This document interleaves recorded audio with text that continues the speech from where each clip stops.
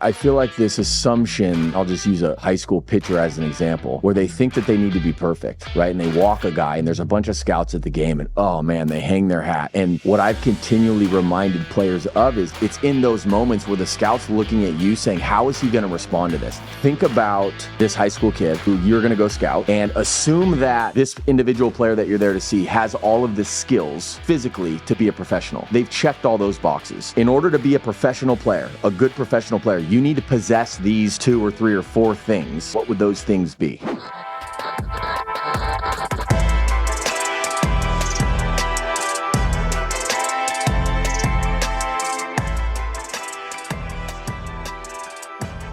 All right, fellas, so we're joined today by some of my favorite people in baseball, believe it or not. Joe was with us yesterday. Gus, you obviously just met Joe, but I invited him back because I feel like somebody who works on the mental stuff with players, what we're about to talk about is extremely interesting for him too. So, Gus, you are the Vice President of Scouting Development and Integration. Help us understand what exactly your job consists of kind of on a normal basis. I think the title's misleading, but I do, when in doubt, put integration in there and it sounds important. Yeah. I should pause you though. For the Boston Red Sox, by the way. Correct. I didn't get that. Yeah. Yeah, I joined the Red Sox in 2006, and I've worn a number of different hats, mainly in the scouting space, and have worked in all arenas. Today, now I manage our operation in Asia with the pro scouting operation out there, Japan and Korea. When I first started scouting, it was more on the amateur domestic side with the New York Yankees. Even though I'm a Bostonian, I started with the Yankees. Yeah, but an amazing experience in the late 90s, early 2000s when they were rolling. Right. And it was just a fascinating experience starting out on the West Coast, actually up in the Northwest. And I've been in all 4 corners of the U.S. I've now been all over the world with international scouting, both on the amateur and pro side.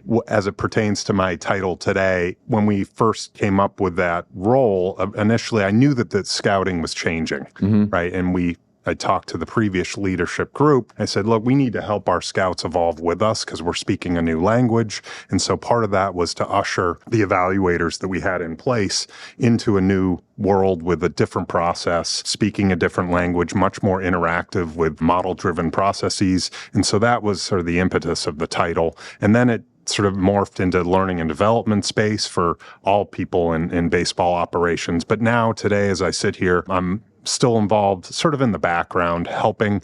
I am managing the Asian operation, but I'm also helping in the amateur domestic space, trying to help our scouting director with players where the models and scouts don't necessarily agree.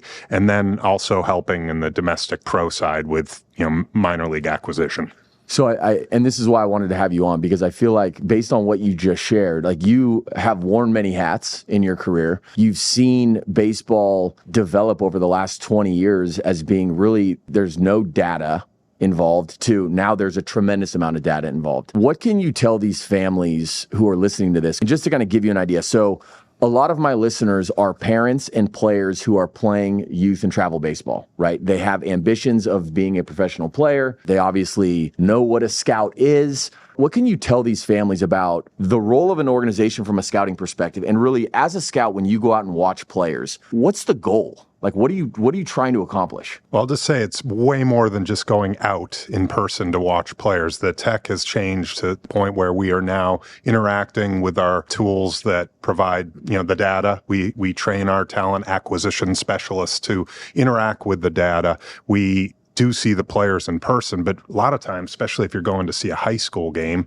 it's like 3 at-bats and they may intentionally walk the kid twice. And then you have to make a huge decision. That was the old days. Now we're armed with so much more information, so much more video. Ideally, the best video comes from multiple angles. So we also have video to supplement. I have 3 daughters, so they play softball and used to play lacrosse. They're not going to play at the next level. They had some ability, but that's not where their passion lies. But I have nephews who someday will play. They're involved in the perfect game world down in Georgia. I empathize with the parents. This is tough in today's world. There's a lot of noise out there between the NIL, the portal, decisions on which college to attend. Should I sign a pro contract? There's a lot of noise to navigate. And I think a great first step, shameless plug here, but a podcast like this that is arming them with with more information, so they are armed to make the best possible decisions when those decisions fall in their lap. I should also add that your brother is a hitting coach with the Atlanta Braves. Correct. Yeah. So you've seen this from so many different angles. Yeah, my parents poured all this money into education. They're professors, and their sons walk on their knuckles, and they work in baseball. So, well, I'm wondering, like, what are the intangibles that you look for when you're looking at players, and how important are those intangibles? Like I said, the measurables dictate the day today in most draft rooms, but there's tons of nuance on the mental side. And so, yes, it's a data-driven process, but there are still elements of this evaluation process that lean on that nuance. And one of the biggest pieces that we've yet to figure out is the mental side. Because, I mean, even when we talk about, like, parents' role, you know, if you were to kind of communicate to the parent, hey, investing in your kids this way as a form of preparation for professional life as an athlete, you know, this is crucial and here's why. Like, what are those things? Well, I just, at some point in their career, they're going to encounter a crossroads where they encounter failure. How are you going to adjust? Maybe it's a position switch. Maybe you're not playing right away at the college that you committed to. How are you going to deal with that adversity? And that is the number one coping skill to survive, to get to the upper levels. Now, some are so gifted, they don't face as much adversity as others, but the vast majority of the athletes, they do. So your main talking point to any parent who wants them to thrive in an industry that revolves around failure. Right. Well, I think when kids and families who are, let's just say, playing high school baseball right now, you know, they see scouts at the games and they are wondering, why are they videoing me in the dugout? Or why are they videoing me kind of like walk around? Oftentimes, and correct me if I'm wrong, it's really in those moments where you're going to learn some of this stuff, right? Like, what kind of teammate is he? Absolutely. Yeah. Don't talk to the player when he's at his best. You want to learn more when they're scuffling. That's why the scouts gravitate to the bigger showcases. That's why they gravitate to when they're hitting with wood bats, because it's harder when they're facing the better pitching. And then they face another pitcher each inning. You don't get to see the guy 3 times. The hitters hit. Doesn't matter how many different arms, different angles, different looks that you throw at them. That's why our scouts will gravitate. The sample size is still small. Back in the old days, you might get 3 at bats. They intentionally walk them twice. Now we're trying to build that sample size with the video, extra looks. That's why they go to the showcases. It's why they go to practice. How does he prepare? How does he work? What are they working? Does he work on his weaknesses? Does he try to attack where there's some gaps in his skill set? You walked a guy. Maybe you made some bad pitches, but here's an opportunity to come back and actually gain something by attacking the next hitter and not letting that affect you. And then it's like this. It's not necessarily immeasurable, but instincts is something that really is needle pushing in that subjective evaluation and how they make an adjustment. When there's a big miss or a terrible swing or maybe it's from pitch to pitch, maybe it's from at bat to at bat, maybe it's from game to game, maybe it's from season to season. How do they make adjustments? That's a big part of our subjective math. So think about this high school kid who you're going to go scout and assume that this individual player that you're there to see has all of the skills physically to be a professional. Like, they've checked all those boxes. In order to be a professional player, a good professional player, you need to possess these 2 or 3 or 4 things. What would those things be? Physical potential, like you're going to be strong enough to carry the workload of you got to identify where you think he's going to profile. Okay. Let's talk about that a little bit. So if we're going to just talk from a pitching standpoint, the number one needle pushing bet that the scout or the evaluator has to make is he going to be a starter or a reliever? Now, the vast majority of these amateur pitchers that we're seeing, I'd say, they're going to be a reliever, right? What constitutes that for you guys as a scout? Well, there are a number of variables that we consider, but physicality, can he carry that workload? So we have to project now on what this kid's going to look like physically once he gets to the major league. Right. So that may look like in any given game, a pitcher who maybe is 95, 96 in the first inning. By the 4th inning, he's like 88 to 90, right? Yeah, but more physically, how tall are they? What kind of frame are they? Like how much weight can they carry? What kind of power will they be able to generate when they're at full maturity physically? Okay. Right. So then you may look at their parents to see, and that can be misleading. What training age are they at? It's an important detail. Meaning how long? Like how much have you been exposed to? Like, are you at all the facilities and getting the proper training? Or are you a kid from the middle of nowhere who hasn't picked up a weight?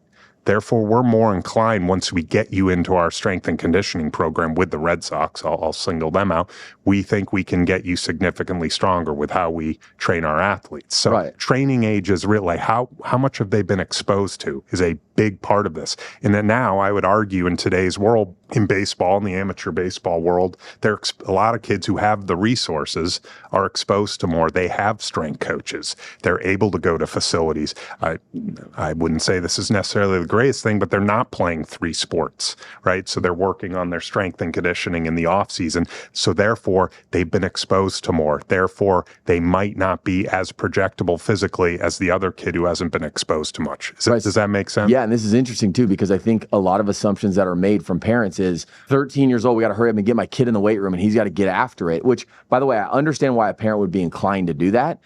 But from a scout's perspective, you come in and you're like, oh, this kid's now 17 years old. And for the last 4 years, he's been like training seriously. Yeah, so when I'm thinking about what he's going to look like at 21, 22, 23, you don't really know how much more growth there is. Exactly. Yeah. Where to the flip side, maybe somebody who hasn't had the luxuries as some of these other kids have, and they're now picking up a weight for the first time or really knowing how to work out for the first time at 16 or 17. Oh, wow. So you really have just started doing this. You haven't had access to any sort of like guidance as far as training. Like you're just going to the local gym and like, working out for 15, 20 minutes. And you think that's no idea, no plan, no idea. That could be a positive then saying, oh, wow, maybe this kid ultimately has a higher ceiling. Absolutely. Yeah. And it's not always just what kind of resources does the athlete have. Sometimes it's where are their priorities? What have they been working on? Maybe they haven't worked on anything because they don't know any better. Mm-hmm. It really depends on what they've been exposed to. And that's our job yes, every athlete catches our attention with their tools, but there's so much more behind what creates that major league package. So to the original question, so that was the first thing that you would go there looking for. Okay, let's rewind. If I were to go back to see that picture, what does the body look like? Where is it going? What will he be able to carry that workload? We're trying to make that call, starter, reliever, right? Obviously, starting pitching carries a ton of value. It's impossible to acquire in a trade. It's very difficult to develop, right? Because like history says, more often than not, they're going to turn into relievers. So if we can identify those safe bet starters, not to mention, it's such a volatile act to throw a baseball, they get hurt. Mm-hmm. It's really hard to survive to make it as a starter in the major league. So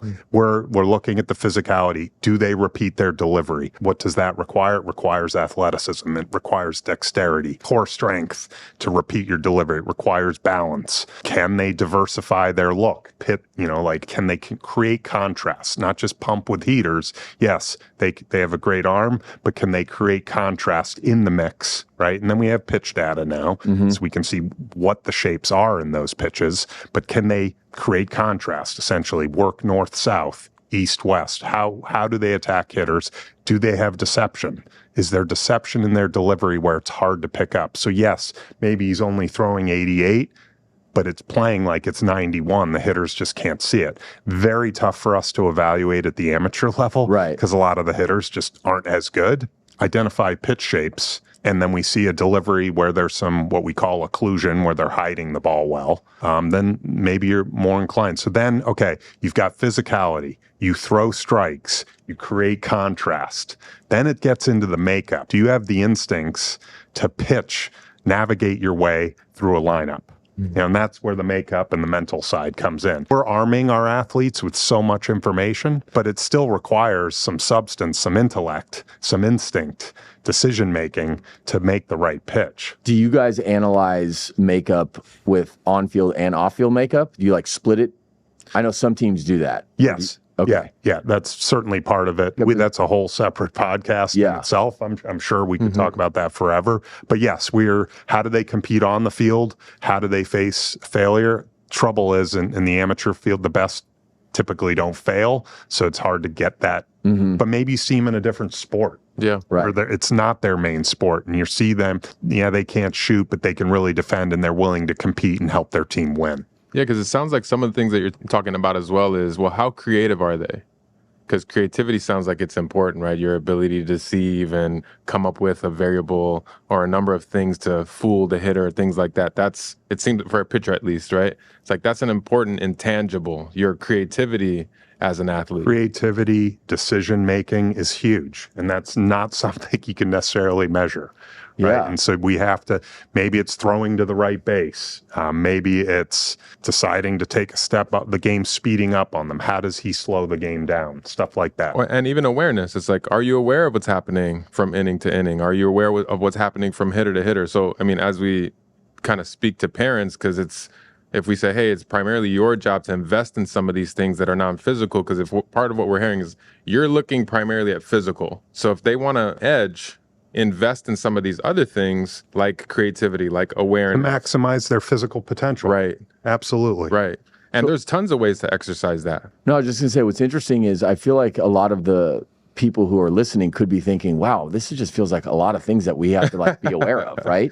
And where I would push back a little bit is like, look, a lot of what teams look for is commonsensical. It's like, well, yeah, they're going to want to know as much information as possible because, you know, if they're going to be investing in this individual, right, and potentially a lot of money in this individual, they want to know, is it going to be worth it? Is it going to give us a return on that investment? But where I think these families maybe go too far, it's like, okay, so then we need the ability to control all of these things that you just mentioned, and you can't. You can't. Right. Let's simplify things. Your priority as a parent, I'll put myself in their shoes. Like I have nephews who someday I hope will play, and they have a passion for it, so that's number one. What's the best development path for my child, right? And maybe it's college, and maybe it's the pro ranks. And when you interview and you meet with college recruiters, right? Okay, talk to them about an individualized training plan, development plan for their son. There's got to be some nuance in that answer because the 5'8" second baseman, that development plan should be very different for that immature, lean, wiry center fielder who is switch hitting right now. Maybe he shouldn't be. You need to hear a specific, individualized development plan from that college coach, from that front office executive. What is their plan for your child? And you know what? Just like when you're interviewing people, I want to hear I'm not sure, but so you get a sense of how does this coach or how does this front office executive or the head of player development, do they think critically? But do they also recognize they don't have all the answers? I think we're in a world with a lot of gurus who have all the answers, and that when they speak with the utmost conviction, especially in the sport of baseball, I don't know. I think that's a little bit of a red flag because there's certain elements we just don't know. Right. But challenge the coach, and also maybe the recruiter isn't going to be the one who's actually training your child. Find more out about the person who will be. And find out about the examples where it didn't work. There are plenty of instances where the development didn't work for the Red Sox or it didn't work for that college program. Find out about those because you can learn just as much. Yeah. Well, I think this is because to me, the question that you asked is really, really important, right? Which was, what's the best development plan for your kid? Because I think at least part of what I've experienced is a lot of parents outsource that. So they don't figure that out. And it seems like the primary responsibility of the parent is to figure that out with the kid instead of saying, okay, you're the expert, you tell me. And I think that's where, at least I've experienced, people are running around like, chickens with their heads cut off. Because like, well, you tell me, what's the best development? Instead of saying, hey, let's sit down, let's slow things down with our kid. Let's figure out who we are. Let's understand who you are as an athlete as much as we can right now, because the more we do that, we can craft something based on you. Then you can show up at your best. There's genius and simplicity. And with all these different options and different ways, all the different variables that feed into this individualized development plan, how are you going to make it digestible and applicable? Right. Yeah. I say this a lot to friends, and like part of what made Apple so user-friendly and successful was that it was user-friendly. Complex tech, user-friendly. So you got a lot of complex development plans, but how are you going to make it user-friendly so when the lights go on and this kid has to perform under duress, how is he going to deliver his A swing or his A pitch when the lights are on and the tension is tightest? Because one last thing here, because as it speaks to this, is I feel like one of the things that I experienced with some of my MLB guys, when things aren't going the way that they want, let's say as hitters, they're still trying to figure out, well, what does this guy need to tell me that works? And what does that guy need to tell me that works? And sometimes the question that I ask them is, what's your style of hitting? Have you discovered your style? Or are you just trying to replicate someone else's style? And it's so fascinating to me because at the professional level, I think the ones who really thrive at hitting have figured out their style, have figured out who they are as hitters. The ones who continue to struggle and go up and down are the ones who are still kind of lost in that arena and looking to somebody on the outside to tell them what they're supposed to do in the box. And there maybe it's, rewinding back to what Matt was saying, like seeking perfection. Right. Stop chasing perfection. Find out who you are and what makes you thrive to deliver. It's about consistency, right? 3 out of 10 is very successful as a hitter. Like, find a way to be as consistent as possible with what works for you. So then it's, all right, which coaches, which organization will provide that for my child when I'm trying to identify the best development path? So we talked about pitchers. I want to pivot real fast to hitters that you're evaluating. When you see a kid, there's plenty of these guys who it seems like from game to game, their swing changes, right? They're trying something new every single game. But how is that as a scout? Like, how do you look at that? What does that tell you? That they don't trust themselves. Yeah. It's a little alarming. I mean, there are plenty of hitters we've seen that aren't refined, that have some low-hanging fruit mechanically that we can help with. But when you see someone that's constantly changing from game to bat, it's alarming. They don't trust themselves at a lower level when they're the guy and scouts are coming to see them. There are years where you see kids who are trying to play for the draft. Maybe they're trying to hit for more power, show more velo. They're not themselves. Right. And then their performance is compromised. We refer to it as draftitis. I'm sure you've had plenty of clients who don't play to their capability in their draft year. And it's up to the recruiters, whether it be in college or in the pro ranks, to figure out, all right, what's the real guy? Which guy will show up when he's himself? But yeah, I've seen plenty of kids who've slid in the draft or have tried to be more than who they are and probably hurt their draft stock. What can you tell these people about draft day from a team's perspective internally? Like, what is that like? I mean, we've talked a lot about what it looks like for the players on this side.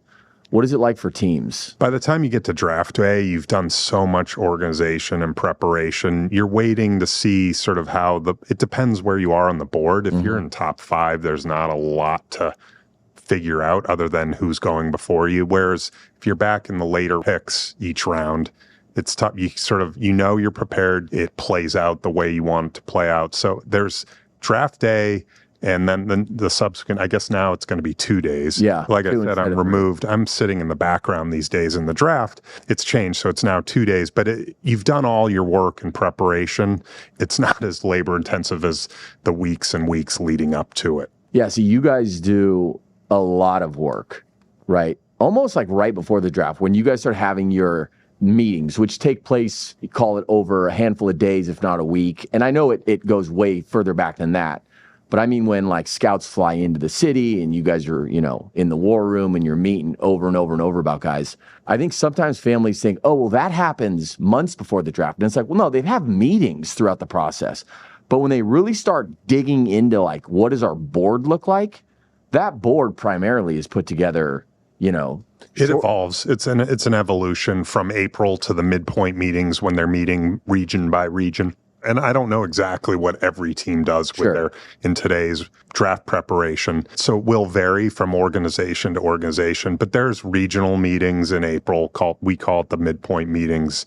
And then there's constant dialogue between the cross-checkers, between the front office. Making sure you guys get enough looks. And prioritize and diversifying your looks and making sure you have coverage, identifying where the model and the data-driven clubs, where the model and the evaluators disagree, try to get at those answers. And I think halfway through the season, you're trying to identify what questions remain on this athlete.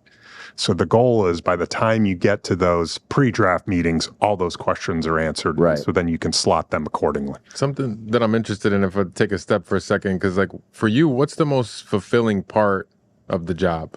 Like, what do you love most about the job? Well, I've like Matt said, I've worn different hats. I think for anyone who's involved in the acquisition space, evaluating players and then acquiring players, the coolest part for me is the backfields at spring training when you get to see all of them in the same venue at the same time and see how they come off their off season and who's gotten stronger, who's developed a new pitch. And that's the coolest part. And then if you can see a kid who's come from some adversity, who's made it, that's the most rewarding. I feel compelled to bring up Ryan Brasier, right? And so for anybody who is listening to this who's never heard of Ryan Brasier, so Ryan Brasier was somebody who started out, believe it or not, as a catcher with the Angels and gets drafted, becomes a pitcher, had some issues with his arm early in his career with the Angels, gets to the big leagues, ends up going over to Japan and is coming back from Japan, and this is spring training. You remember the year, 2018? I think it was 18. 18, yeah. In the postseason for us. Yeah, so 2018, it's spring training, and we have a conversation. And spring training's already going on. And you guys sign him. And I want to say, correct me if I'm wrong, was it to a minor league camp? You guys bring him over to some games, and what did you see? Well, I think let's take a step back. Not only was he out in Asia, he was demoted to the minor leagues in Asia, so we never saw him. And that's just, you never know how these things can work out. He sent an email to, I believe it was our farm director who forwarded it to me. Yeah, so I want to tell people this because this is really interesting. There are times in a player's career where things have now taken a turn and it's like, oh man, like I'm not going in the right direction anymore. And so we've had conversations with players where it's like, look, I can reach out to every one of these teams and express your interest in playing for this organization, but I'm going to tell you, and it's from talking to guys like you who have said this actually matters. When a player reaches out and they express an interest in joining our organization or they're interested in continuing their career, it's a whole lot different. And so, sure enough, this happens. So we get an email from Ryan Brasier just stating that, hey, I'm going to be in Vegas for a bachelor party and I'd be willing to throw a bullpen for you guys. I'll be in the Phoenix area on such and such date. And so we respond and we'll send a scout there. There must have been 7, maybe 8 other teams at this workout. And interestingly, our scout at the time, Steve Peck, went to see him and he's like, look, Gus, I like his breaking ball a little bit. And more importantly, I like the guy. We just got to talk on the side and hear how he thinks through his craft. This guy's a gamer. I love the breaking ball. I see no harm in inviting him to minor league camp. So we do. And Ryan's out there. We find out after the fact that we did not get, and we didn't realize, I think I was new to managing the department. Shame on me for not getting this right. But we were technically supposed to get a status check. Remember this? Oh, yeah. And so we were, Dave Dombrowski decided to mess with me and told me we were going to get fined $100,000 for this mistake. It was actually $1,000, I think, but you're supposed to get a status check even if he was in the minor leagues in Japan. So anyways, there were 7, 8 other teams that did the exact same thing we did, but we had some sort of fine what we paid. But Ryan goes to minor league camp and I guess throwing well enough where the coaches down in the backfields told Cora, hey, I think you might want to see this guy. The velocity is up. So he comes in to close a game in a big league spring training game, and I'm sitting there. I guess it was on Ness, and I'm behind the plate. It's 97, 98. And all of a sudden I get a text from Steve Peck, the scout that saw him out at that bullpen out in Arizona. Is like, hey, wait, are those gun readings right? He goes, I like the breaking ball. I didn't think. And the next thing you know, Ryan's pitching 8th inning in Yankee Stadium in the playoffs, and you never know how things can work out for guys. And, and he's still, to this day, he's still assuming a leverage role at the major league level. Yeah, with the Cubs. Yeah, won the World Series with you guys. Won the World Series with the Dodgers. Guys got 2 rings. Yeah. Well, I mean, because to me, there's intangibles. I see the intangibles in the type of person who would send an email, who would have a sense of self-belief. Because from time to time, as I talk to guys, there's sometimes such a big fear of rejection that they won't even take that step. But those are the little things that I think reveal the character of somebody to say, I know who I am.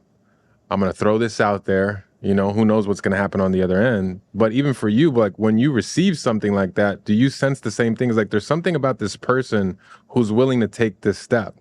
I'm not good enough to forecast that on an email. But yeah, we always try to, it's hard. We get thousands of notes from athletes trying to get in, and we do our best to respond when we can.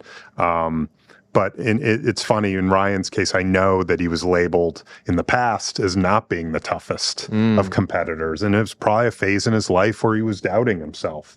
But this was the same guy who's telling Gary Sanchez to get back in the box, I think it was, in that huge Yankee series. It's just crazy. Yeah. Like, you never know. And that's why it's up to us to invest more, dig deeper to find out what adversity have they been through, because people can evolve. People can get stronger mentally with the right help. And I think that's the thing, right? Is like, it's not, because going through adversity is not necessarily the recipe, right? It's like, how do you go through it?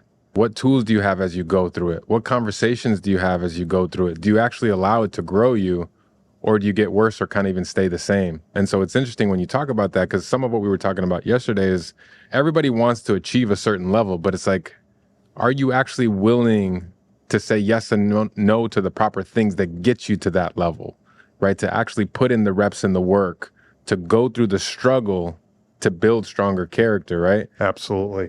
That's one of those intangibles that it's like, it's not your job to tell a player that, but to see who actually makes it on the other end is really important. There's like an image thing in baseball and professional sports in general, but even like nowadays with, these showcases and these travel tournaments where everybody thinks that they need to present this image of being the perfect player who has it all figured out. And like, these kids are 15 sometimes. Yeah.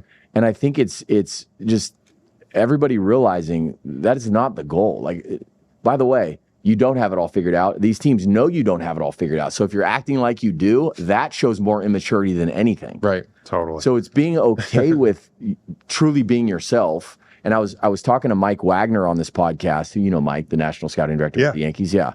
And Mike, we were talking about in-home meetings, which I would love to talk to you about. But he goes, I was asking him about, so many kids are like, okay, how do I need to handle in-home meetings? Who do I need to be? And he says to me, he's like, look, shame on us if this kid shows us something that, like, it's him being himself that, like, we don't like. I mean, at that point, like, I better be sold on the fact that I don't think this kid is a good player, because if he is a good player and I couldn't get over the fact that, I don't know, he had long hair or whatever it is, like, I just missed on this kid, right? And so I think for in-home meetings for you guys, or at least in your experience when you've been involved in them or talked about in-home meetings as a group, what are some of the things that you guys discuss? I haven't been involved in that in a while, so I don't want to completely speak out of turn, but it varies from the high school athlete to the college athlete. Mm-hmm. Some college programs are very protective of their athletes. It's hard to get access to them. I'm sure you deal with this. Yeah, they have like meeting days with scouts where you get like 5 minutes. It's a speed date. Yeah. You're speed dating and you're trying to identify it. And so I don't know how you balance that. I put myself in the college coach's shoes. You have a player that has the attention of 30 different major league clubs. I get it. It's tough. The priority for you is to win on campus in your league and to deliver championships. But you also want to showcase your players and be a program that pro prospects want to attend. So I don't know how you balance that. I do know that the combine today, that's where we invest most of our time in interviews with athletes. But there's also the home visits, like the good old days when you go in and meet with the parents and try to figure out who the decision maker is in the family. But I would say the most off-putting part for any evaluators when they're coached up. So then you're not getting real answers, and it's just counterproductive. How do you sense that? When you just can tell they're not themselves and they're talking in a very robotic fashion with sort of like thinking about, all right, I was told this is the answer to this question. Right. Exactly. Whereas, like I said, when you're interviewing a job candidate in the front office, I love to hear when people say, I don't know, but I'm willing to work to figure it out. Humility goes a long way. Those that just sort of sell the world with the utmost conviction in a sport that's riddled with uncertainty, I don't know, I find it off-putting. Yeah. And that's, again, where I feel like common sense prevails, right? And I've talked to players about in-home visits, and when you talk to them about, like, look, just be yourself, right? Like, lead with that, and just, if they ask you a question, answer the question. Like, you want to make it as simple as possible, because you know that they care so much about how they do come off. And it's like, for any one of us, if we were doing this podcast as an example, and it's like, oh no, I need to come off in the perfect way, we'd be not interesting, right? We probably would say some stupid stuff and nobody would want to listen. It's the same thing in these in-homes. Right. So, well, but that's the thing, is if the parent is the one who's pushing a fear-based narrative of like, we got to say the right thing, we got to do the right thing, it's got to be perfect, because I think sometimes that's where it comes from. And especially knowing that some of the folks who are listening to this are parents who are trying to figure out what's the right thing to do, instead of maybe if we push it back to say, hey, what's the honest way of showing up? mm-hmm. And what would it look like for your family to be honest? Yeah. To show up and connect to people in an honest way, to say, hey, we don't have all the answers. We're interested in asking some questions too, because we have power here as a family. It's not like, we got to impress you. I think it's more important to say, hey, what would it look like to connect with you? Because I even, heard you say this earlier. Sometimes like, we really like this kid, right? There's a part of like connecting that's about, we like you.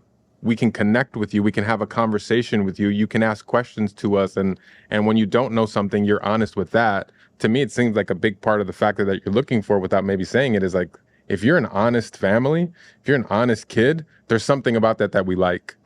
Sure, it doesn't hurt. Because we've had so many different experiences with interviews and in homes. I did myself when I was once an area scout back on the West Coast. There have been plenty of uninspiring meetings that I've had with great players that they weren't the brightest, they weren't the most honest, but they're gifted. So they made it fine. So, and again, if we've ever figured out the makeup machine, and we've tried for years, we've had personality tests. We have, all different ways of trying to get at a player's makeup.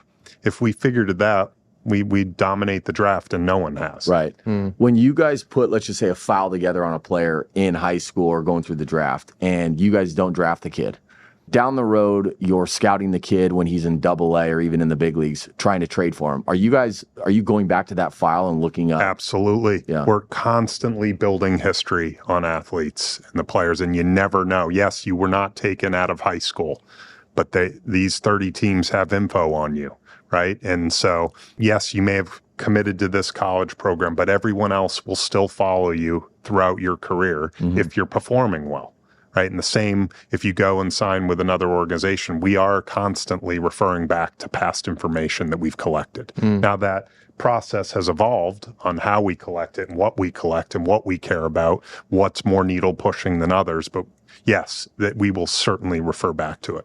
And it seems like part of this game is like very mysterious. The game of like finding talent, knowing who's going to hit and who's not going to hit. It just still feels like that's at the core of it. It's like there's a mystery to this art form. Yeah, I mean, if you're going back to the youngest athlete that we look at, I mean, our international amateur guys are watching kids who are 13 years old and just getting to a big diamond for the first time.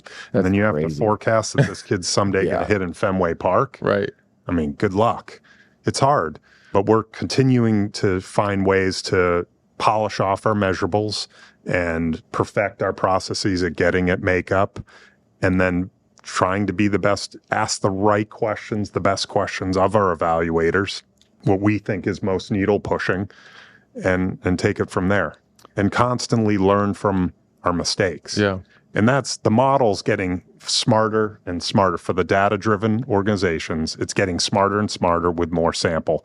We're not going to be able to do it as human beings at that clip, but we can still learn from our experiences. What decisions are parents making today that they don't even realize that major league organizations pay attention to? Does that make sense? It does. One thing it's always sort of, and maybe this is more relevant in today's game with the portal, but the kids who are constantly bailing and going to another program. I know Amiel Sade is a very successful scouting director that I worked with back with the Red Sox. That always raised an eyebrow when there was a kid that was constantly bouncing. Why is that? It just forces you to dig a little bit deeper. And I think that might be more relevant today with the portal, with kids always seeking a better opportunity. So I think that is something that they need to think twice about. I don't have any evidence that says, oh, this kid will not make it because he changed college programs 3 times. I don't know that. Well, but I will say that is something on the back end that some front offices would notice. Because you're part of what you're talking about, right, is like as a whole, certain ways of behaving, certain patterns that you look at. And one of those things sounds like is, how committed are you? And again, it's not that it always is the case, because that's what I've heard you say a couple of times. Like, sometimes that's the case, sometimes it's not. But sure, maybe the coach has lied to them about the opportunity. But there is something about like a family and a kid who's like, oh, we can sense there's a commitment level in you where you stick to things even when it's not going according to plan. And again, there's always stories behind it, and maybe there's not something that we can't see.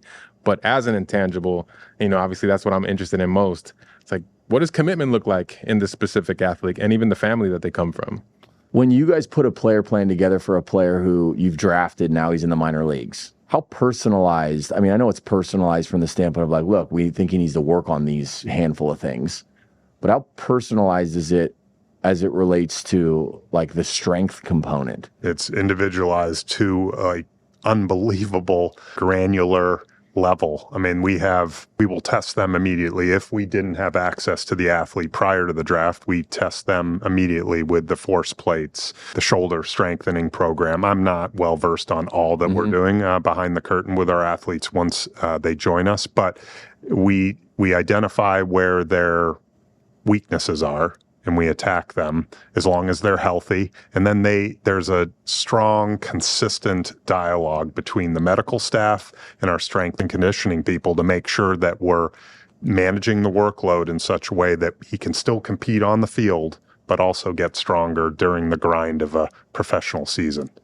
And then add the element of playing in Fort Myers, Florida. It's 105 with 120% humidity and all the challenges that come with that. And you're tired and you're failing. You're not performing. It's a lot. Well, and this is where I think when a player is analyzing, should I sign out of high school? Should I go to college? And you talked about the player plan earlier. This is one of the reasons why I feel like that's an important conversation, because if your focus is how do I become the best player I can possibly be, and then does that mean I go to college or does that mean I sign? It's like, if you guys are doing it to that level and you're comparing that to college, well, then they better be doing something. It's not going to be the same, but like if they're merely telling you, trust us, we'll take care of you, like, yeah, probably not the answer. Yep. If there's any indication that they don't really know you, who you are, what your weaknesses are, where your strengths lie, and what you've been exposed to, like they have to show on the other side, those that you are interviewing and meeting with have to show that they've done their homework on you. And hopefully you've done the same on their program, whether it's a college program or a professional organization. Now the draft is very different. Like you can't control who's going to take you. Whereas in college, you have the choice. Well, how often are the physical, because I noticed like a pattern in terms of like focusing on the physical elements of the athlete, how often is the physical side misleading as you look at some of those things? Well, it's how is there more in the tank is the big question. Can we get more out of them? I'll say with what we're doing in the strength and conditioning with the Red Sox, I've been really impressed by some of these college athletes who are more physically mature, get even stronger once they've joined us. I would argue is this class of players that I've seen in the minor leagues with the Red Sox are some of the more physical athletes. Now, some of them may slow down a tick, which may force a move off of shortstop or center field. So then it gets slippery on like what's best here. But I will say I've been impressed by how not just the Red Sox, but other organizations, there have been kids who've come from college who've also gotten stronger. How old are your nephews? I believe Brock's is 11 and then like 8 and 4. As they get older and you were having conversations with them, they tell you, hey, Unc, I want to be a Major League Baseball player. What do I need to know? Like, what's the first thing that comes to mind? Like, I want to make sure I protect this kid. I want to make sure he understands it. Like, he needs to know this. First and foremost, have fun. Okay. I mean, because of baseball, any sport, if you're going to fully commit, like we were talking about commitment, it's got to be enjoyable, right? So just make sure that you keep having fun with this. And then also, like, attack on your weaknesses. Like, let's be a self-evaluator. We're not great at looking ourselves in the mirror and saying, I need to improve at this. If you can do that and then attack whatever you've identified as your main weaknesses, you will be a better baseball player. So that, like, I don't know, I wasn't a pro prospect, but I wish I worked more on my defense. I love to hit. I could hit for some power, but I should have worked more on my defense and been a more versatile athlete. My brother and I laugh. You mentioned Hugh as a hitting coach now with the Braves. We had it all wrong as kids. We used to laugh at the guys in the skate park. Like, what are they doing? Like, we're playing stick. No, those are the guys that actually had it figured out. They were testing the limits of their balance and their toughness. They would fall and get back up. And so body control, they made themselves, without even knowing it, better athletes. Well, this does tie into our conversation yesterday, Joe, where as a player, you put so much pressure on yourself because you're in your mind, the only way this whole thing makes sense to you is if you make it, right? And so you carry around that load every day. And then today you have the rankings and things are on TV now and the scouts are there and the colleges are there and the community is rallying around the guys that are the best. In a sense, the kids in high school and college are now it's a professionalized thing. And so you want it so bad that you oftentimes forget what it's all for. Like, if you don't love the game, if you don't enjoy this process, then don't do it. Why would you do that? Yeah. But I think that's almost secondary now. But what's interesting is if you can figure out that joy, happiness, all of that fulfillment remains at the center and you allow that to be kind of like your guiding light, so to speak, the rest of the stuff, funny enough, just kind of like miraculously finds its way to you. You brought up rankings. And I'm glad because I've talked to a couple of my friends who are still scouting directors, and they laugh at the rankings. Like, they can be very misleading. They are misleading sometimes. And so I would, especially in a world with all the social media and all the different outlets that are providing rankings, don't get too hung up on that. There are plenty of examples of kids who have emerged as superstar talents that weren't highly ranked back in their amateur days. And part of why we go to different leagues and different levels is you never know. Like Mookie Betts, if we were that smart, we wouldn't have waited to the 5th round to sign Mookie. Right. And when was Christian Campbell taken? In the 4th round out of 3rd or 4th, yeah. Yeah, and he was at contact, didn't hit the ball in the air. Jaron Duran, I believe we took later rounds. You never know. The rankings can be misleading, so don't let that dictate your day-to-day. Yeah. It's funny. I'm reminded of what you said about the apple tree yesterday. Yeah. Tell him the analogy, and I want to talk about that for a minute. Well, I want to remember, because what was the tee up for that? I don't remember even how we segued into that. It was such in the moment. No, I mean, it was basically players today are focused on the wrong thing. They're focused on how do I get people to look at me like I am this superstar, I am the best player? Because here's the reality, like the rankings. The rankings are merely information. The rankings serve a purpose, but the rankings aren't the goal, right? You're not playing baseball so you can be ranked number one. If you are ranked number one, that's a piece of information that tells the world something about you. But that also is subjective in a way, right? Just because you're number one doesn't mean you're going to be the first overall pick. They're not connected, right? There have been plenty of guys like Mackenzie Gore, I think, was ranked, in the hundreds, the summer going into his senior year, and the guy signs 3rd overall, I think. So that's but one example. So over time, it's all going to shake out. And I was talking to Alex McClure, West Coast crosschecker with the Tigers, and I asked him about the rankings, and he said, look, I look at the rankings and I try to gather all the information that's in these scouting reports with the rankings. And then as an organization, we apply our own feedback. We're going to do our own work, but I'm going to take this information. I'm just going to take it in. But they're not saying, oh, this organization has this player ranked here, then they must be this. They're not going to make that assumption.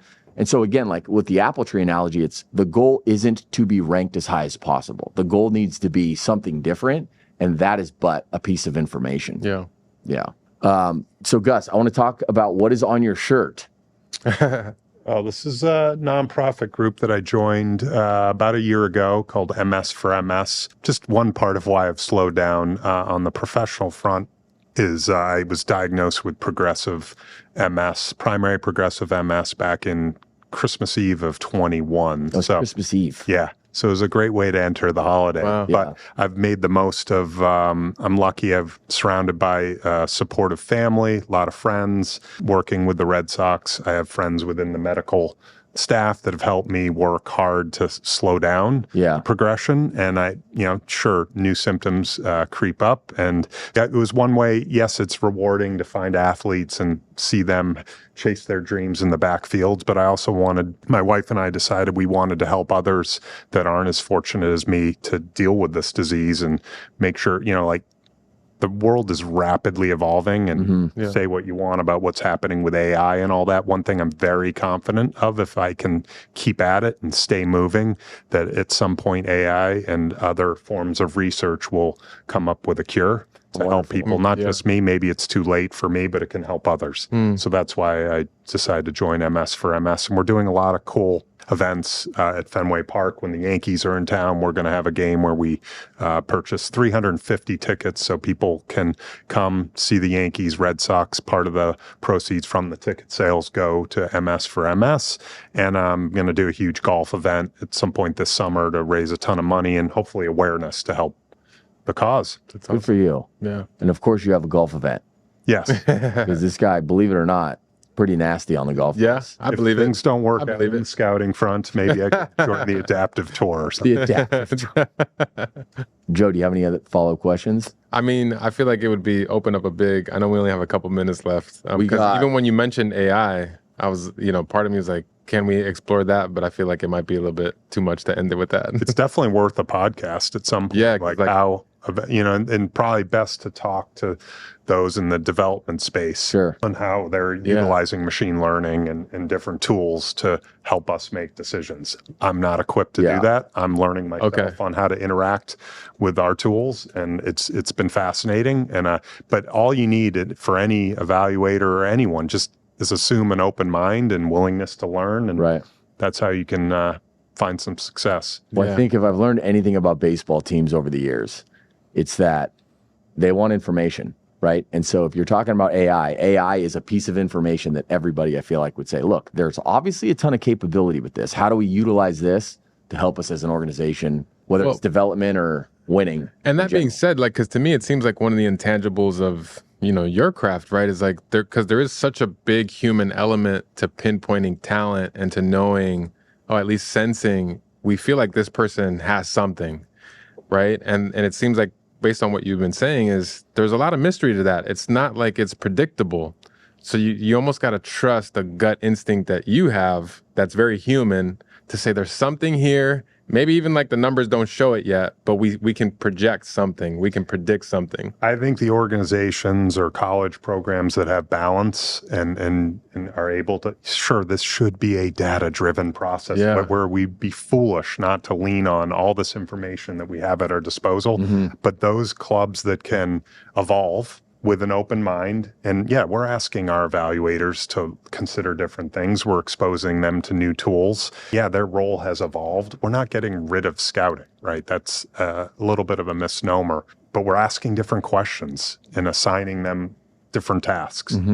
This could look very different in 5 years, maybe 2 years. Who knows? Yeah. But absolutely. Yeah. Well, boys, we did it. I appreciate your time. Here. Most valuable Thanks for having me. You were great, Gus. Thanks. Appreciate it. Thank you, Gus. Great to meet you. Yeah, likewise. You really don't mean that.